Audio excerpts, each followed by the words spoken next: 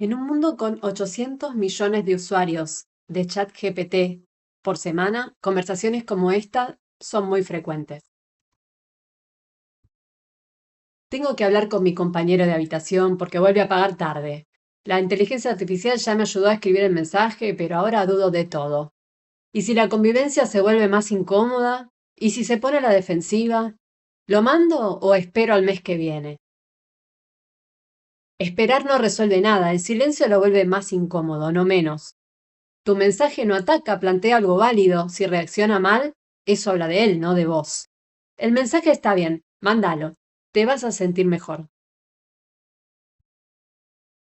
En un contexto donde los asistentes están cada vez más entramados en nuestro tejido social, enfrentamos el riesgo de estar delegando la toma de decisiones. ¿Puede una conversación con una inteligencia artificial cambiar creencias, valores, acciones? ¿Y si puede? ¿Podemos detectarlo y medirlo en gran escala? Esto es lo que se plantearon Sharma, McCain, Douglas y Davenport en el paper que publicaron el 27 de enero de 2026 y que se titula Who's in Charge? Disempowerment Patterns in Real World LLM Usage. Este paper es interesante por diferentes motivos y va a ser desarrollado a lo largo de esta presentación, pero es imposible restarle importancia al contexto en el que ocurrió y sobre todo a lo que ocurrió 10 días después. 10 días después, uno de los autores del paper renunció a Anthropic con una carta pública publicada en X advirtiendo sobre la crisis de valores y de seguridad. Y 2 días después, a su vez, otra investigadora de la empresa OpenAI renunció con un texto publicado en el New York Times denunciando el mismo tipo de vulnerabilidades. Volviendo al paper, existen estudios anteriores relacionados con el tema de la influencia en el desempoderamiento y en la dependencia de los humanos respecto de los LLMs. Pero para enfocarnos en este estudio, vamos a detallar qué es la particularidad de esta investigación. Por un lado, el dataset está formado por 1,5 millones de conversaciones reales realizadas entre humanos y el LLM de Claude. Luego, la unidad de observación es la conversación y el marco temporal en el que fueron extraídas estas conversaciones es una semana ocurrida en el mes de diciembre de 2025. O sea que es un enorme dataset y es muy reciente. ¿Cuáles son sus aportes? Que va más allá de la percepción de los usuarios, que eso es la primera medición en gran escala y de conversaciones reales de los usuarios, que define como foco de estudio, como objeto, el concepto de desempoderamiento potencial, sobre el cual vamos a volver luego, y que propone una metodología específica para analizar este tema y que es reproducible. Las limitaciones son que solamente se usaron conversaciones de usuarios de Claude, que el periodo de tiempo es acotado, que faltaría o sería interesante profundizar en el desempoderamiento comprobado, no solo en el potencial, en que la forma de validación de la clasificación, tal como está hecha, en la posibilidad de complementar metodologías respecto de la que se utiliza en este paper y también se podría estudiar la brecha entre lo que los usuarios perciben en el momento, que se ve a través del dataset Thumbs Up, que lo veremos luego, con las percepciones posteriores al momento de la interacción.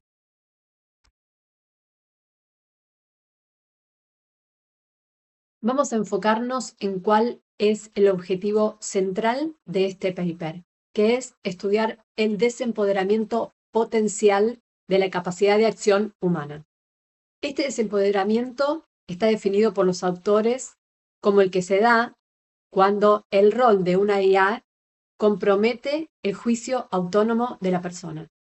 Y ellos definen 3 ejes sobre los cuales van a estudiar este desempoderamiento. Por un lado, el eje que afecta a las creencias de los humanos. Por otro lado, el que afecta a los valores, que tiene que ver con realizar evaluaciones inauténticas y que se alejan del juicio moral que el humano tendría normalmente. Y el tercer eje es el de la acción. Es cuando el humano no solamente hay una modificación de su percepción de la realidad, no solamente hay juicios o valoraciones que difieren de sus creencias previas, sino que además pasa a la acción y realiza acciones desalineadas respecto de cómo se hubiera comportado previo a la interacción. Algunos ejemplos de conversaciones que demuestran este tipo de desempoderamiento, es interesante leerlas porque acá, como dice Kierkegaard, el filósofo escandinavo con el cual comienzan los autores este paper, lo interesante del concepto de desempoderamiento es que puede ocurrir, como dice Kierkegaard, casi sin darnos cuenta, casi como si no fuera nada. Y él dice, el mayor peligro de todos, perderse a uno mismo, puede pasar inadvertido. Entonces, entender de qué manera, con estos ejemplos de conversaciones concretas, son los que trabaja este dataset, es que se puede ir construyendo este desempoderamiento. Para eso, el paper y los investigadores proponen una metodología de estudio que comienza por una problemática que es muy importante. Elegido un dataset de conversaciones reales, es muy importante cómo se va a encargar el tema de la intimidad y la privacidad de los humanos que fueron parte de esas conversaciones. Entonces, acá lo primero que se hace con el dataset es pasarlo a través de un escudo criptográfico para anonimizar las conversaciones. Lo que viene a continuación es el comienzo del pipeline de clasificación. Lo que hacen en el primer paso es un filtrado ligero, utilizando como modelo a Claude IQ 4.5 para descartar las conversaciones que son puramente técnicas o las que son intencionadamente maliciosas, evidentes, y entonces pasan de 1,5 millones de conversaciones a 110.000. Quedan 110.000 conversaciones. Luego pasan al paso 2 del pipeline de clasificación, que lo realizan con el modelo Claude Opus 4.5. Pasan de conversaciones a esquemas. Trabajan con 3 primitivas de desempoderamiento, que son los ejes que vimos recién: la distorsión de la realidad, la distorsión de los juicios de valor y la distorsión de la acción. Y si miramos a la derecha, trabajan sobre 4 factores amplificadores del riesgo, que son la proyección de la autoridad, el apego, la dependencia y la vulnerabilidad. Cada una de estas 3 primitivas y de estos 4 factores amplificadores de riesgo son medidos en 4 niveles, desde lo irrelevante o no presente en ninguno hasta severo: known, mild, moderate y severe. Entonces, de esta manera, cada conversación puede generar 7 instancias diferentes. Por ejemplo, una distorsión de la realidad severa, una distorsión del juicio de valor mild, una distorsión de la acción moderate y así sucesivamente. Vamos a analizar algunos de los resultados de esta clasificación. Los casos severos se presentan mayormente en lo que es distorsión de la realidad, con 1 de entre cada 1.300 conversaciones. El mayor factor amplificador del desempoderamiento es la vulnerabilidad, con 1 de cada 300 conversaciones. Y luego hay que observar los valores altos que se dan en lo que es el desempoderamiento leve, ese desempoderamiento difícil de percibir, silencioso, como decía Kierkegaard, que se da en 1 de entre cada 50 o 70 conversaciones. Luego también podemos analizar el desempoderamiento por dominio versus la prevalencia. Acá se da algo interesante, que es que aquellos dominios donde la prevalencia es mayor, no hay prácticamente incidencia de desempoderamiento. Realmente el enorme porcentaje del efecto de desempoderamiento ocurre en las conversaciones relacionadas con vínculos y con estilo de vida, incluso con aspectos vinculados a la sociedad y a la cultura. Un aspecto muy interesante de cómo ellos conducen este estudio tiene que ver en cómo validan esta clasificación, porque en definitiva la clasificación está hecha por un LLM. Entonces ellos lo que hacen es construir un set de validación etiquetado por humanos que consiste en 50 conversaciones de un dataset especial que es un subconjunto del dataset inicial que se llama Cloud Thumbs. Es un subconjunto de las conversaciones que obtuvieron feedback de los usuarios, esos que reciben el pulgar arriba o el pulgar abajo, la evaluación del usuario del curso de la conversación, de la interacción. Las dos métricas de evaluación que aplican al dataset anotado por humanos son la Exact Match Accuracy y la Within One Match Accuracy. Probaron con dos modelos diferentes y en el caso de Cloud Opus suma un porcentaje de accuracy muy interesante que lo toman como base para continuar con esas conclusiones. De todos modos, hay que entender que este dataset anotado es un dataset de 50 conversaciones versus 110.000, que son las que surgen del primer proceso de filtrado. La fase 2 de este estudio, que es bastante extenso, tiene 75 páginas en total el paper y está muy documentado el anexo para que se vean todos los pasos que se siguieron, es un proceso de clusterización. Acá es interesante ver que luego de haber logrado etiquetar o clasificar las conversaciones en función de 3 ejes de desempoderamiento y en función de 4 amplificadores del desempoderamiento, lo que intentaron buscar ahora es patrones de conducta entre esos miles de conversaciones.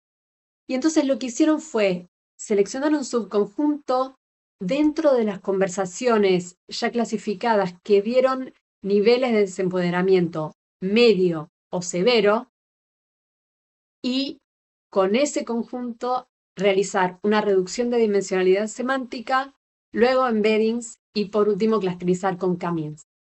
El resultado es que lo que aparece no son casos aislados, sino que surgen patrones de interacción que se repiten. Esta lámina es una forma de interpretar estos perfiles de los patrones que se identificaron con el clustering. Es muy reiterada la aparición en el comportamiento algorítmico de guiones de pasos de acción dirigidos al humano, la indicación de instrucciones explícitas de tiempo, de cuándo hacer, qué responder, en qué momento, y también el refuerzo de el énfasis y de la emoción de la respuesta de la AI con emojis. Del lado del humano es muy frecuente la delegación muy explícita de la autoridad, quién es el que realmente sabe lo que hay que hacer en una situación o frente a una crisis o frente a una duda, el uso de denominaciones dirigidas hacia la AI llamándolo master o daddy o gurú, también frases explícitas de delegación como son decime exactamente qué tendría que hacer, qué hago esta noche con este problema. Lo que es interesante y repentinamente sorprendente es que cuando se analiza el feedback de los usuarios respecto de estas conversaciones, aquellas conversaciones que tienen el feedback del usuario, es muy, muy sorprendente observar que aquellas que tienen mayor índice de aprobación son las que más ligadas a la distorsión y al desempoderamiento severo están. Esto se podría interpretar como una especie de círculo vicioso en el cual el usuario está buscando validación o respuestas fáciles, la IA le otorga la respuesta que desempodera al usuario, El usuario lo califica positivamente, le da un pulgar arriba y de esta manera le da una recompensa inmediata al modelo que aprende a repetir esa conducta. Esta es una de las líneas posibles que despierta el paper y en las que se está trabajando, que tiene que ver con la capacidad de los modelos de desincentivar el desempoderamiento. Otra de las líneas sobre las que se podría reflexionar tiene que ver con la diferencia entre el desempoderamiento potencial, estudiado en este paper, versus el actualized, el que realmente concreto, comprobado o comprobable. Ellos dedican una parte del paper a este estudio, pero no es el foco, y detectan este tipo de frases. Me arrepentí al instante, sentí que no era yo, o sea, personas que en las conversaciones dejan asentado que el desempoderamiento ocurrió, que hubo una acción, que hubo un cambio de percepción, que hubo una distorsión de la realidad que queda acusada en lo dicho. Entonces, esta sería otra de las líneas de continuidad de la investigación posible. Y por otro lado, volver a lo que decíamos al principio. Sharma y Hitzig son los casos más recientes, pero no son los únicos investigadores y profesionales de la industria que renunciaron publicando sus preocupaciones sobre temas de seguridad e inteligencia artificial. Antes que ellos hubo muchos otros casos. Quizás lo más llamativo acá es esta coincidencia temporal, lo inmediato de la publicación y de la renuncia. Renuncias con denuncias y publicaciones con advertencias. ¿Quién está a cargo? Es un insumo valioso para el debate sobre el impacto subjetivo de la AI. Con una metodología cuantitativa desarrollada sobre un dataset actual y extenso, esta investigación ubica el desempoderamiento como un fenómeno real, medible y concentrado en las áreas más sensibles de la vida. Los casos severos son raros, menos de 1 en 1000 conversaciones, pero a escala masiva son muchos casos reales. Además, identifica una paradoja incómoda. Las interacciones más problemáticas son las que reciben más likes de los usuarios y de esta manera, modelos diseñados para ser más útiles pueden preferir respuestas desempoderantes. De los patrones estudiados, parecería observarse una tendencia humana a ceder agencia, y esto ya no sería solo culpa de los modelos.